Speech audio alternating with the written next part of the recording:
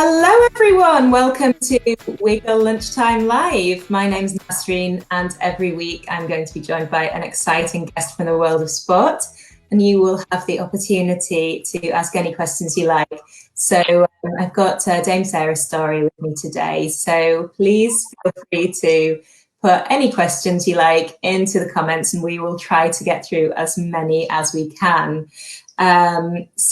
I shouldn't need to do much introduction for Sarah because she's had such incredible successes on the track and on the road. And in addition to this, Sarah is active travel commissioner, should I say, for Sheffield. And she also runs the cross-discipline Storey racing team and the Boot Out Breast Cancer Cycling Club. So pretty busy there, I guess. Lots of stuff going on.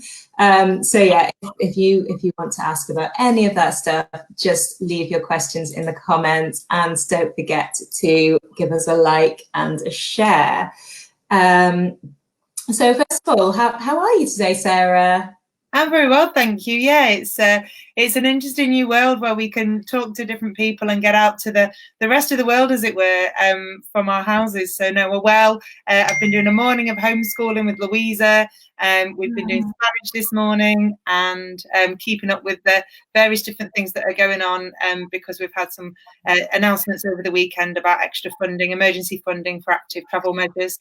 So all parts of my life are pretty busy, but it's a rest day from training, and I am glad because I've had a pretty hard 9-day block. So my legs are ready for a little bit of a rest today. Oh, wonderful. Great day to catch you and have a little chat. With regards to that extra spending for active travel, that does sound pretty good. I mean, what's your role in that in Sheffield, and maybe sort of more widely than that as well? So I was appointed the Active Travel Commissioner for Sheffield City Region, which is effectively the whole of South Yorkshire, and that was in April last year. So we spent the first year pushing along an active travel map that was our plan across the next 20 years to 2040.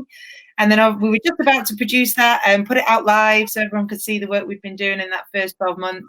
And then we went into lockdown and things changed with the way that the city region operates. So we've had to rejig things and work behind the scenes to make sure that we were prepared for what was announced on Saturday. And that was that there's going to be £250 million of emergency funding to pop up bike lanes, pop up infrastructure for active travel and for pedestrians to enable social distancing and also to keep people safe. Because as the public transport system is losing capacity to maintain social distancing, if all those people who were using public transport jump in their cars, then obviously we'll have gridlock in our towns and cities. So we're trying to work with our councils to utilise the funding that we've got to create pop-up bike lanes and wider pavements to make sure pedestrians are safe as well. So it's quite a bit different. There's quite a lot going on and it needs fast implementation because obviously over the next few weeks, as Boris Johnson announced last night, there's potential for easing if we continue to bring what they're calling the R rate right down to levels that are manageable. So yeah, it's a wide-ranging position. It gets out and about, but for the time being, I'm talking to all the people I work with via this mechanism online and via the camera on my computer. Oh, brilliant. Yeah, it's great that we can do this. I don't know what we would have done 10 years ago if all of this happened. With regards to all that sort of infrastructure, I know some countries are sort of temporary infrastructure, but I think the plan for this is to make it a bit more permanent and hopefully an opportunity to change the way people travel. How do you see kind of the sort of more people element of that, how we can kind of persuade people that it's the right thing to do, and maybe people that haven't got on bikes for a long time or haven't walked for a long time to actually change the way that they do things? Well, I think in some parts of the country, we've seen a 300% increase in the amount of cycling during lockdown. And the time of lockdown has given people that opportunity to have more time to try different ways of moving around. And so translating those leisure journeys that people have been doing during their exercise slot into the utility journeys, as different places reopen and are allowed to go back to work, then if everybody moves at the same time in a motor vehicle, it obviously will be gridlocked. So we're trying to make that safe space available so people can utilize it on their bikes where it's possible. Some people obviously carry huge amounts of tools and they travel too far, and we need the people who are traveling the short distances to consider walking further and cycling instead, so that everybody looks after each other, because we know that everything we've been doing during lockdown has an impact on somebody else that perhaps we don't know, whether that's a doctor or a nurse on the front line, whether that's a vulnerable person or a shielded person, giving up your supermarket slot for delivery because you can physically visit the supermarket safely so that a vulnerable person can have it. So we've been asked a lot over the last 7 weeks to do something to protect somebody else. And this is the same thing. A third of the UK's households don't have access to a car either.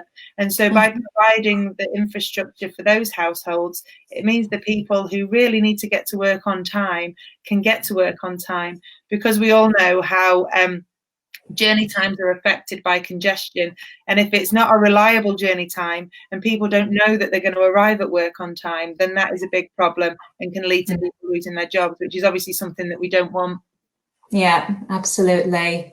I just think it's great. I mean, I'm a cyclist myself. I'm a cycle commuter, and it's the change on the roads has been really great. I've seen so many families out, old people, young people, everybody.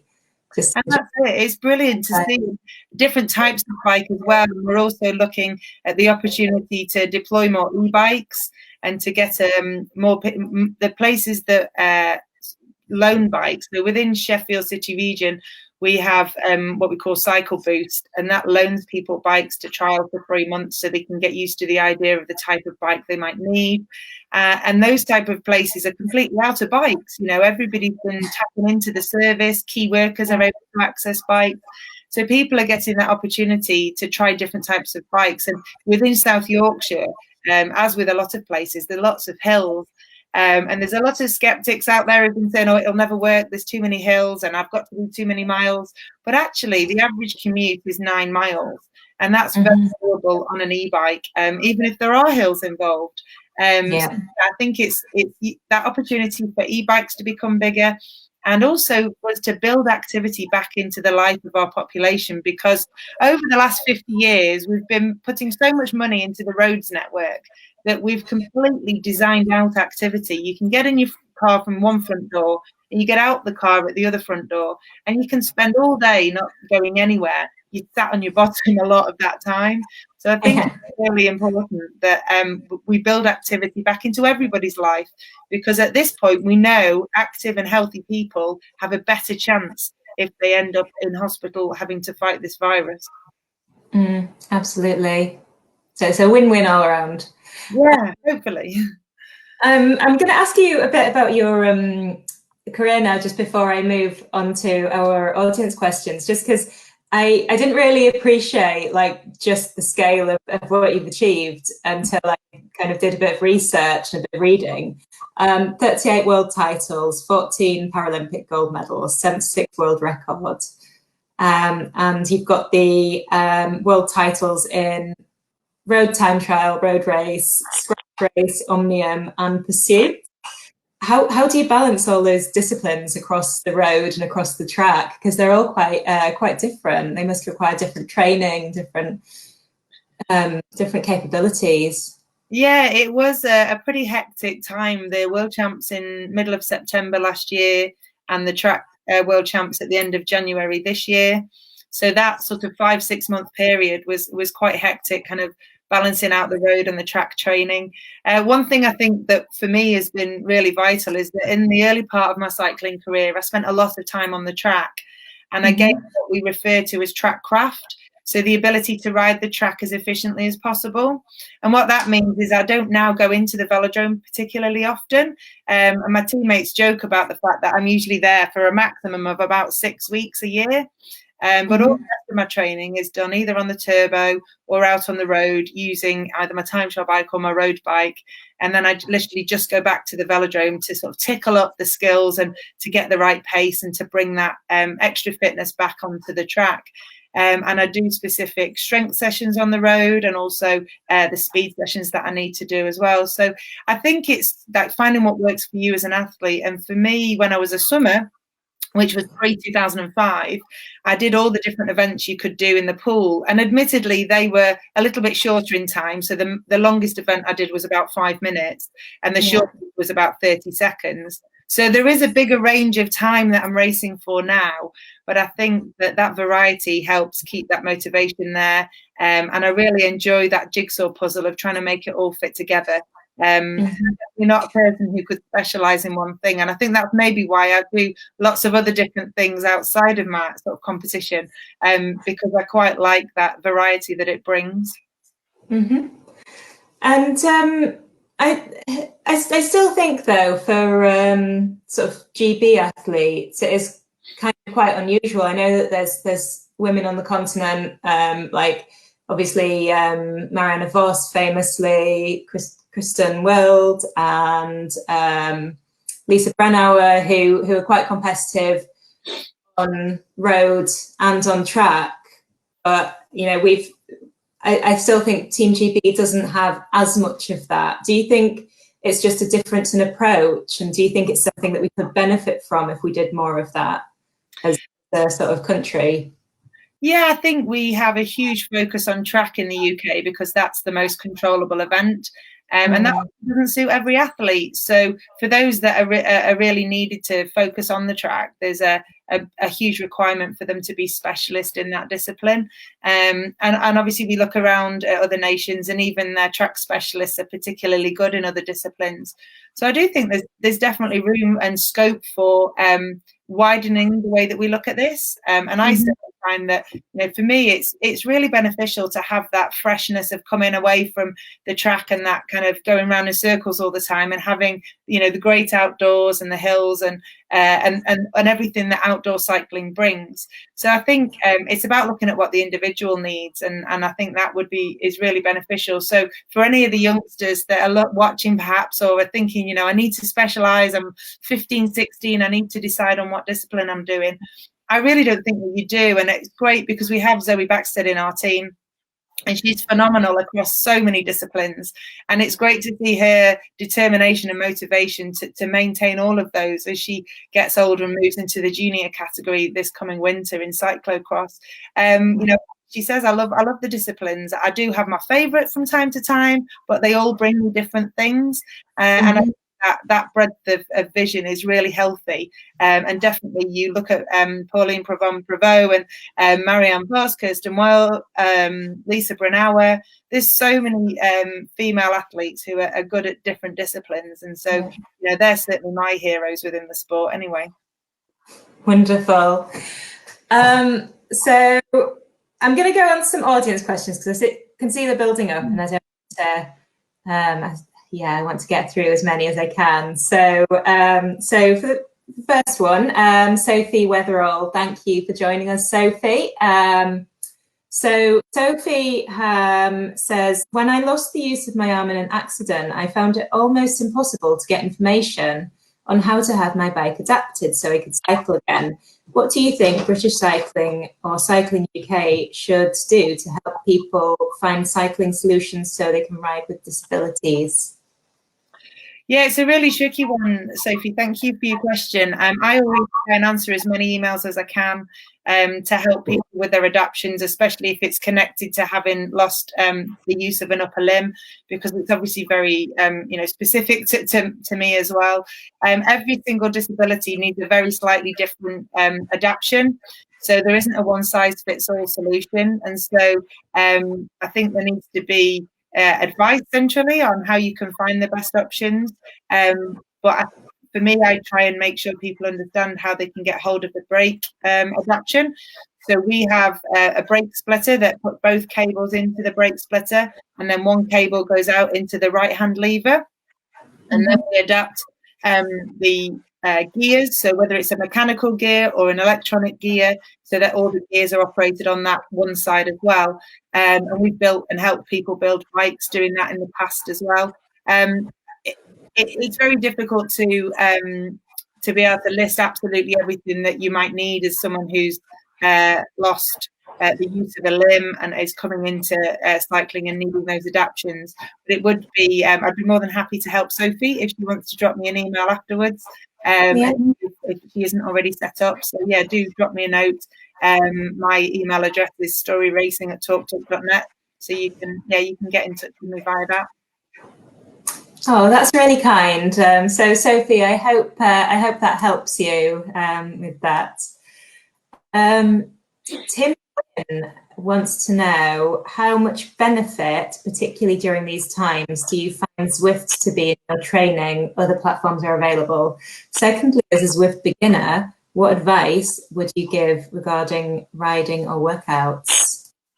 So I found Zwift very helpful. I started Zwifting, as it were, during my second pregnancy, and I've always been able to concentrate for long periods. I think it's following that black line on a swimming pool gave me that patience, but certainly having Zwift gives you that extra thing to look at, keeps you interested and perhaps motivated, perhaps longer than would be possible without it. I'm not a particular expert on these platforms. I use them for training mainly. I haven't done any workouts on there. I generally use them for long endurance rides where I want to do a couple of sprints or specific hill efforts. So I'll choose a course and then maybe target an effort at one of the QOMs or across the sprints. There's a course, for example, on Richmond where you can do 2 sprints in quick succession. So that's quite good for holding a higher power in between the sprints and then sprinting again off of still a high heart rate. So I think you can use the platform once you get to grips and have explored it a little bit more. You can use it like you may, decide to use a familiar route outside. Join some group rides. There are some great group rides there where they keep everybody together. There's some terrible ones as well, so you'll find those. I'm leading a group ride actually on Zwift on the 24th of May with the 6 Points Mallorca group. So you could always join our group there if you wanted to join a group ride for a first time. But yeah, I use online and outdoors, so I've really mixed it up. And I was sort of trying to calculate. I think it's probably as many kilometres indoors as outdoors over the past 7 weeks. Yeah, awesome. And you're doing the Match the Miles with the Adventure Syndicate, aren't you? Are you doing any of that on Zwift? I will be doing some on Zwift. I'm going to be massively behind because today's a rest day and everything else has started. But anytime you're moving during the course of this week, you can match the miles. And this is the Adventure Syndicate. They normally do a big loop in the Highlands during this week of May, but obviously they can't do it during lockdown. So they're doing it as an online version. Lee Craigie, who's one of the directors of the Adventure Syndicate, she's a fellow active travel commissioner. In fact, she's the Active Nation Commissioner in Scotland.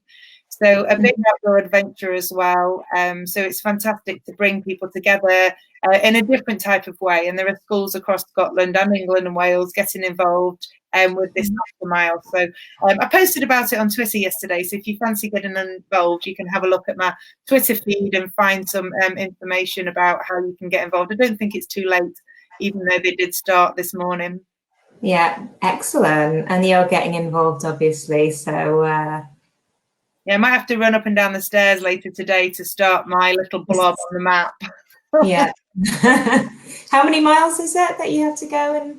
And well, the whole route that they would normally do in the 5 days is 550 miles. But it's a collective effort to see how many times we can get 550 miles done in the course of the week with the support of everybody matching the miles.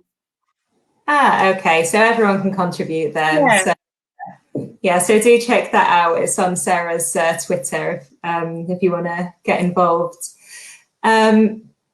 Okay, so I've got another question from Emma Young, and she wants to know, what do you think are the most important things to do to get more children and their parents cycling to school, particularly as children would possibly be going back to school from June? Well, I think it's the infrastructure that we were talking about. We can't encourage people to cycle in a place that isn't safe. And that's one of the big things that I think any of the active travel commissioners and ambassadors have been trying to work on across the UK, is that messaging needs to be really, really clear, that we have to protect people's safety. They're not going to do something they don't feel safe to do. And I know, even as a professional cyclist, that there are certain roads that I wouldn't ride on, and certainly wouldn't ride on with my children in normal traffic conditions. So that's why the emergency fund, and then the other £2 billion that was announced as our share of the money that had been originally announced in February, it is really vital to try and lock in this behavioural change that has happened in lockdown.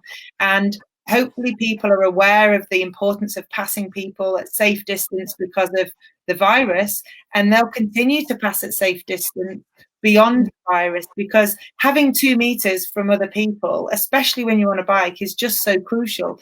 So as cyclists, we give 2 meters to pedestrians, and then we therefore expect to receive 2 meters from cars. And that kind of behavioural change is almost unheard of 7 or 8 weeks ago, as people are reporting close passes and the things that scare them about being on the road. So we need to make the environment safe. And one of the other announcements was about the implementation of road closures around schools, so that cars can't get too close to the schools. So not only does that improve the air quality around the schools, it also means that those roads are safer. And school streets are a thing that have been happening, sort of in isolation across the UK over the last few years, but we need to see more of them. And every child deserves to be able to get to school without, fear of being knocked over by a car driver. And also, children are at that low level, so close to exhaust fumes. And we know the damage that does to health anyway. And that's kind of further highlighted with COVID-19 and the challenges around those people who live in the most polluted places in the world. Great. So, so we need to talk to our councils. We need to, in South Yorkshire, we've got a map where people can place a dot on the map to say the sort of measures they'd like to see, whether that's to put a median road closure in to prevent through traffic, whether that's temporary infrastructure or trial infrastructure, so that it can then be made more permanent when there's time to actually dig into the ground and put the permanent infrastructure there, the widening of pavements, all of those things. So in South Yorkshire, you can put a dot on a map and say what you'd like to see there, and we give that information to our councils weekly. I think there's a map similarly in Salford. I think there's one in Leicester. So these maps are cropping up around the country because they are really a great way to communicate with the residents, and then for them to point out the places that perhaps they might be worried would be overlooked otherwise. And it's about a mixture of having the active travel corridors that take people into towns and cities, and also to create and maintain what we've been experiencing, which is low traffic neighbourhoods, because neighbourhoods with fewer cars are much more pleasant places to walk around. And if you're seeing fewer cars, you're less likely to use your own car for those short journeys as well. And millions of journeys across the UK in a car are actually less than 500 metres every single year, because it's almost this default behaviour. And perhaps the audience here today on Facebook Live are more active than perhaps the general population, but you probably know someone who's very reliant on their car and doesn't realise that it's probably just quick to walk that journey. The kind of people who we'd like to try and support to lock in the behavioural change that they've maybe made during this lockdown, and specifically for the school run, that infrastructure is vital. So contact your councils, find the map in your area if there was one, and explain and tell people that can do something about it what you'd like to see. Yeah, hope that helps you, Emma. We've got a question from Tony Phillips about the 2021 Paralympics. Obviously it's supposed to be 2020. How do you keep motivated with the year's delay? Yeah, it's for me, I think having had 2 pregnancies where I didn't really know what the end point in terms of when my comeback would be, I kind of feel that we have an end point. We have the games dates, but we don't know when we're getting back to competition just yet. So I feel that those that time when I was pregnant and had to train to be fit and healthy and prepared for that time when it was going to come, that I could be back to competition. I feel like it's a similar mindset now. There isn't any specific work you can do for racing other than the online racing that's maybe available. But you've got to maximise your health and well-being at the moment, and go out on routes that you enjoy, maintain a level of fitness that's going to give you that springboard to get back in to the higher level competition. But I do feel pretty fit at the moment, and I think these sort of online tests that we've had with different time trials or different turbo tests, the hill efforts I've done outside, it's just been about having fun on my bike, and there isn't anything specific, but I think that's okay. And not having to look too far ahead, remembering to enjoy now as on your bike. You don't have to plan because there isn't one yet. Just trying to be patient is the thing. But for me, I'm very motivated for next year. Just trying to get all the different preparations lined up so that, it's flexible, but we're ready to go when we're given, the all clear and it becomes safe to do so. How many Olympics will that be now for you? Tokyo would be games number 8. So it'll be games number 4 in cycling, and my previous sport in swimming, I did 4 games as well. So yeah, I'm rounding it up to an even number at the moment, or trying to. I just don't know, like, how you could. You don't look old enough to have done 8 Olympic cycles, right? You must. I don't know. The first one. Great. How old were you in the first one that you did? So I was 14 years old for my first games. It was just about to go into year 10, high school. So I missed the first 2 or 3 weeks of my year 10, the start of my year 10. But yeah, so I was very young, I suppose. At the time, I didn't feel too young. It'd been something I'd been dreaming about doing since I was 6. I'd watched the '84 Olympics, and I just wanted to be an athlete. So that opportunity came along, and I joined the British swim team in November 1991. I joined the British swim team, and then it was just it became kind of a way of life. And I've always been a bit of a sucker for hard work, so the hard training really suited me, and I enjoyed that pain, that kind of suffering way. So I think that kind of helped. And I went, I had shoulder injuries. I ended up with chronic fatigue syndrome when I was at uni. But I think those ups and downs prepare you well. And as an older athlete, I think that understanding of what's coming is a real benefit, and hopefully imparting some of that and supporting younger athletes is something that you can do with that knowledge as well. Brilliant. Okay, I can see we're getting more questions coming in, and if you guys want to ask any questions, do put them in the comments below, and we will get around to them as quickly as we can. And do give us a like and a share as well. Okay, so just actually, this is good timing. Steve Moore is asking about your team. So you talked about you enjoy sort of mentoring the sort of next generation as well. He wants to know what races do you or the team plan on competing in next after lockdown? Well, it's a good question because we don't know when those races will come back online. We're hopeful that we'll be able to do something during the course of this year. In the paracycling world, there are no races now. The World Championships have been cancelled, which were due to start at the beginning of next month. 2 World Cups were both cancelled as well, and it's highly unlikely that we'll find a new date. So I think for me, from a paracycling perspective, there isn't going to be any racing. From a women's national series perspective, we just wait to see. I know yesterday should have been the Lincoln Grand Prix, and they have been seeking a date in August. So that will be, potentially one of the first races we get to do. But it just does depend on this roadmap that was announced last night, and how that works in reality, and how the spread of the virus is contained. And what measures are needed, and how you can socially distance in a peloton if we still need to socially distance. It may well be that time trials come back online first, and so it could be that we do time trials. The UCI have set the date of national champs in August.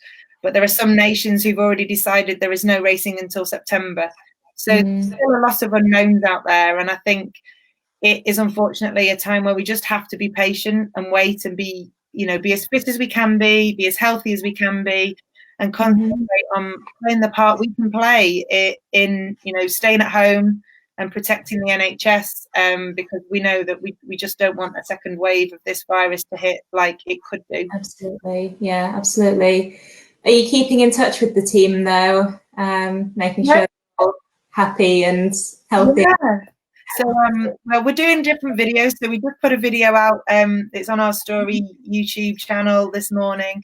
Joined in the Don't Rush challenge. It seemed a fairly appropriate day to put a Don't Rush challenge out, given that the sort of sentiments coming out after the speech last night was that we feel like we're being rushed a bit, and we're not sure if we're ready, or if the virus is ready, I guess. But I think we've been talking to each other, obviously, on WhatsApp groups. We've been doing videos together as a team, and we've been trying to connect, doing things like Pilates. Chanel Mason, who's our Army warrant officer, she's been training up as a Pilates instructor. So we've done a Zoom call for Pilates together.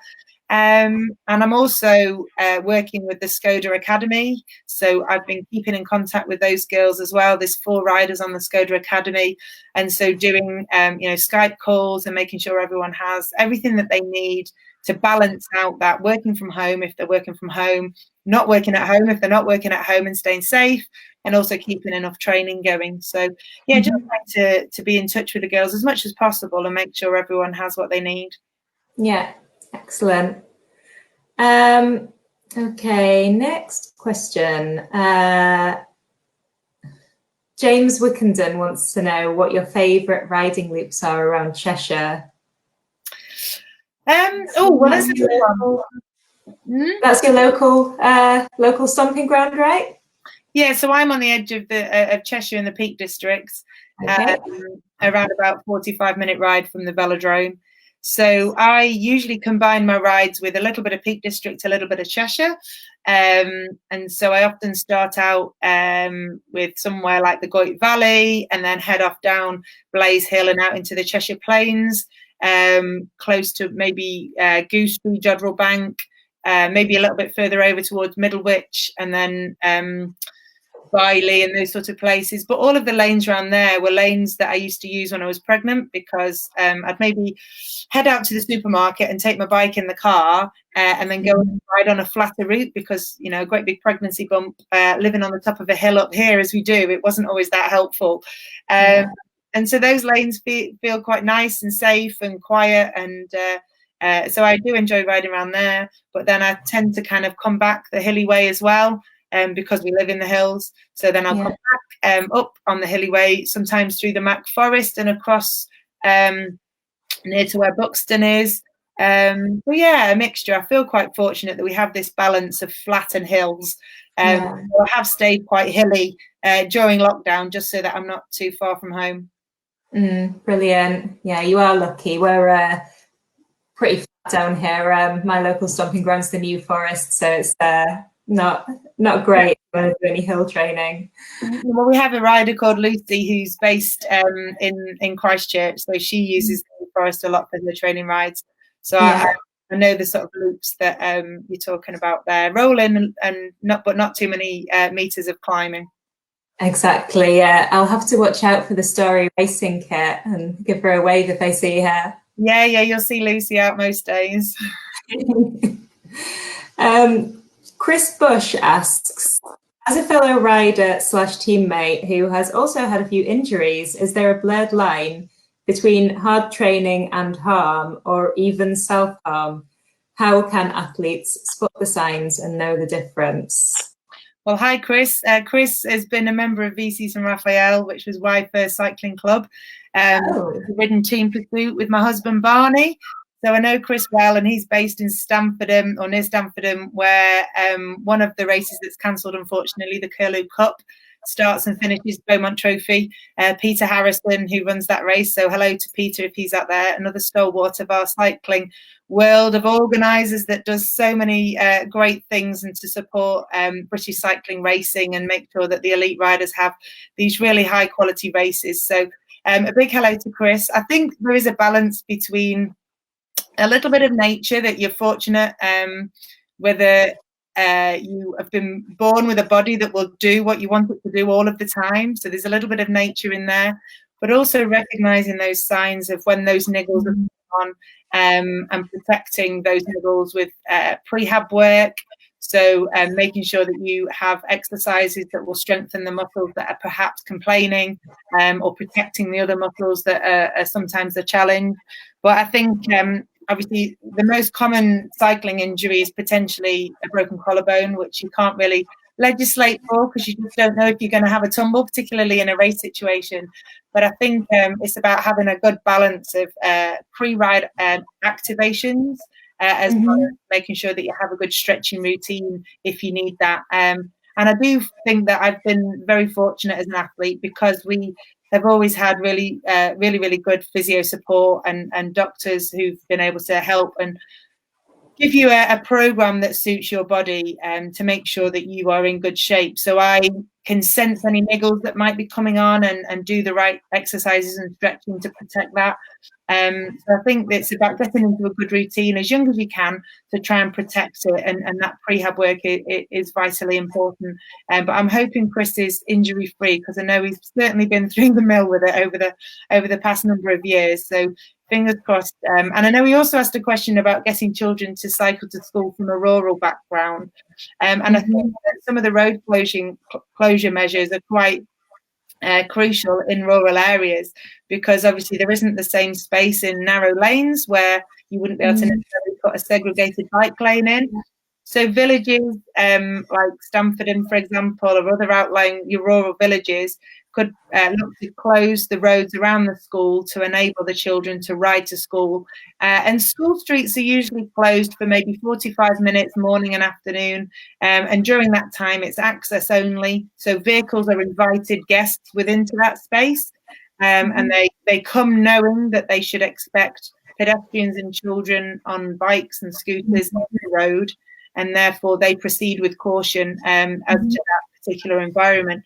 So I think perhaps around, schools like that, they could look at the road closures and then an access-only situation to be able to still people get access and to be able to leave for work at those times as well, but that it really is priority for the youngsters, and hopefully that will give some support and keep those nasty vehicle fumes away from schools, which is what we want.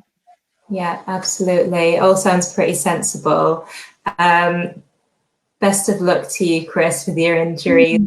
I hope you just take it easy if you are injured at the moment. We've only got 10 minutes left, so if you want to get your questions in, now's your chance. I'm just gonna ask about something, just because you are here as thanks to our friends at L'Ecole, who are your kids' jerseys. Where are they behind me? Yeah, and lovely new rainbow jersey to add to the collection. They've done a nice job with that, haven't they? Yeah, fantastic kit. Really, yeah, absolutely brilliant. And our normal Storey kit design is one that they came up with when we set up the project after the Rio Paralympics. It has our logo, the heartbeat in the middle of the chest, and that really signifies the heartbeat of the rider. And our hashtag as a team is best version of you, and the heartbeat is that best version of you, the heartbeat of the person trying to produce their personal best performance. So we're really delighted to wear the kit, and it is quite noticeable. So hopefully you will spot Lucy quite easily when you head out. Absolutely. I mean, how much support do you kind of get from L'Ecole? Are they just a kit sponsor, or do you have any more sort of contact with them? Or L'Ecole are a fantastic kit sponsor, and the oodles of kit, the riders are like, wow, when their kind of box arrives, everything for every type of weather. and also to make sure that we look super smart on race day as well. So I think, the support that we get from Janto and his team is just phenomenal. And obviously off the bike and off the kit side of things, promotion of the team and pushing the messages of our team out there. We have, like you said at the start, a cross-discipline team with Zoe doing mountain bike and cyclocross as well as track and road. I'm doing track, road, time trial. We have a masters track rider in Charlotte. We have who's the first year under 23. We have Corin Hall, who's a tandem pilot. We have Monica, who's doing some e-racing and also is a mentor with the squad. And we have Katie Toft, who's a paracyclist as well. We've got Kelly Murphy, who's an Irish national champion. I'm probably forgotten somebody. Chanel Mason, I've mentioned already, is our army rider as well. And so we have this real cross-section of riders, and that's why Lacole provide us with an amazing opportunity to promote each of those riders and give them a little platform to really push on with their journey and their best version of themselves. Yeah, wonderful. So, sounds great. And do you have a favourite bit of kit from them? My favourite bit of kit is anything to do with the rainbows. Oh, I'm not surprised. At this point, because we've been painting rainbows for the windows, and riders know that you ride past houses and there's lots of kids have put window dressings of rainbows. Having a rainbow jersey also kind of signifies something different for people who don't realise it's a World Champs jersey. So it's been really nice to see people wave and acknowledge you as they've started to get used to this sort of strange new world of social distancing and kind of giving each other a wide berth. Yeah, absolutely. So just a couple more questions, but I've just seen that Chris has commented again. He is injury free, but I don't know what we can do about that, Chris. He's riding with Jake every day, but he says thank you for answering his question. Okay, so we've got a question from Nikki Webster, and this is quite a good one. He's intrigued by how well organised you are as a family when you travel abroad for training or racing. How difficult is that for when you've got children? Yeah, so it's quite a different logistical challenge to just taking yourself and your bikes away. But there's obviously a list of things that the children need, and obviously luggage that they need as well. If it's a training camp, we generally take their bikes with us as well, because where we go, the roads are really quiet and they can cycle with us to the cafe on rest day. So it's always really lovely to have their bikes with us. And then if it's during school term time, we take the work with us from school. So Louisa has a homeschool situation while we're on tour, as it were. And we always try and look for accommodation that's going to give us the most space to kind of keep the sleeping quarters separate from the working and playing quarters.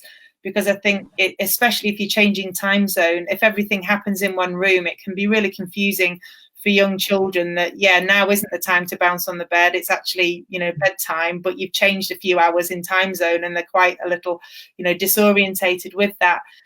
We also try and plan travel around sleeping in a bed as well if we're changing time zones. So, for example, the plan for going to Tokyo would have been that we had an overnight in Dubai on the way instead of an overnight flight, because we find that they're too excited with buttons on seats and things to watch on TV that we don't actually get much sleep on a night flight. It may change with them being a year older next year, but we'll probably stick to the same plan. And so we try and make sure that if they're happy and catered for, then it's much easier for Barney and I to kind of fit around that. And they know that mummy has to go out training. They know that mummy's got certain time she has to work. And they're really well disciplined on that. And they're really kind of really sweet the way they understand that mummy's work isn't the same as some of the mummies' works. I'm not going to work in an office as such.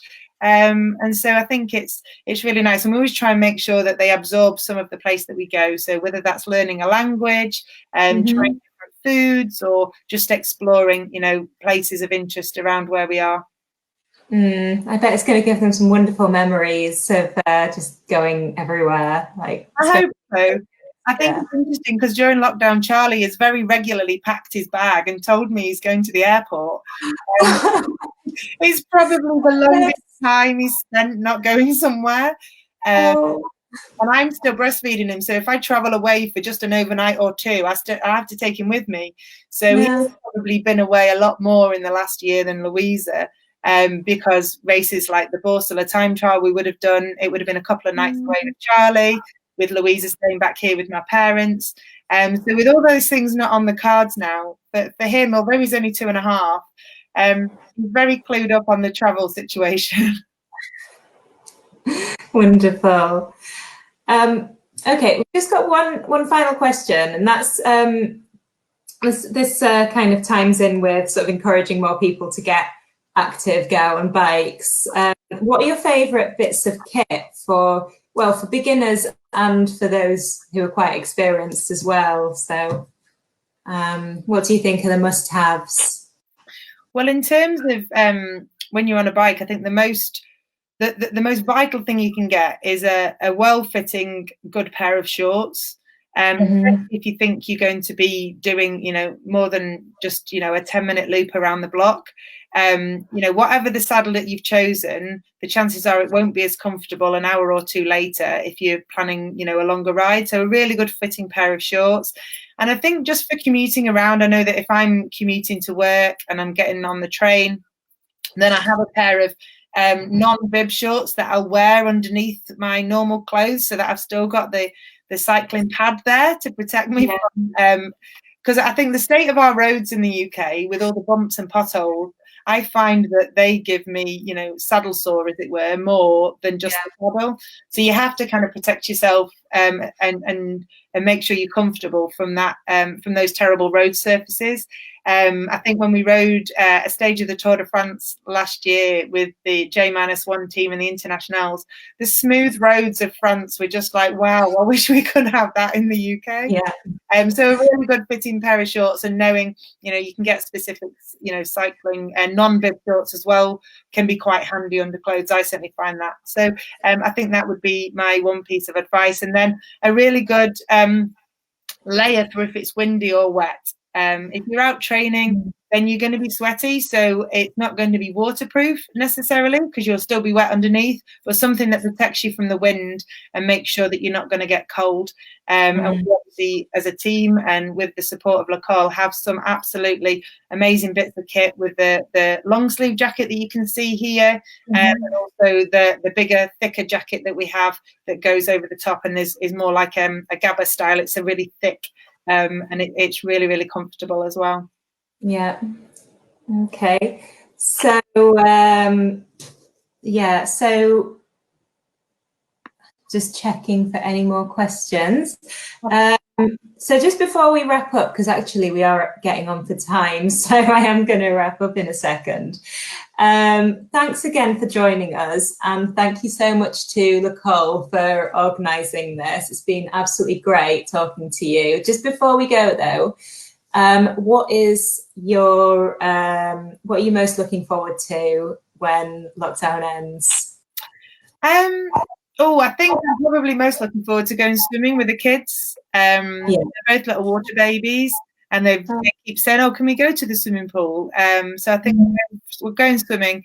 Is going to, and if the weather stays and we're allowed to go back, we go to David Lloyd in Cheadle, so we can go outdoors, and the outdoor pool there is just amazing. Although I do imagine that everyone will just want to do the same thing. Yeah, you might need to book in advance or something. It's going to be pretty popular when it opens again, eh? Yeah, but no, I think hopefully something like that, or just being able to kind of plan to travel somewhere, and also have that plan for getting back to racing. I think that's going to be really cool. But I do think just trying to be patient and not stress about that is really important at the minute, and just being as fit and healthy as you can. Absolutely. So thank you again for joining us. The time's actually gone by really quickly, but we've got to wrap up now. So guys, thank you so much for your questions. Thank you for tuning in. I hope you'll join us again soon, because we're actually coming back to you on Friday this week. We're back to our usual slot, Friday lunchtime.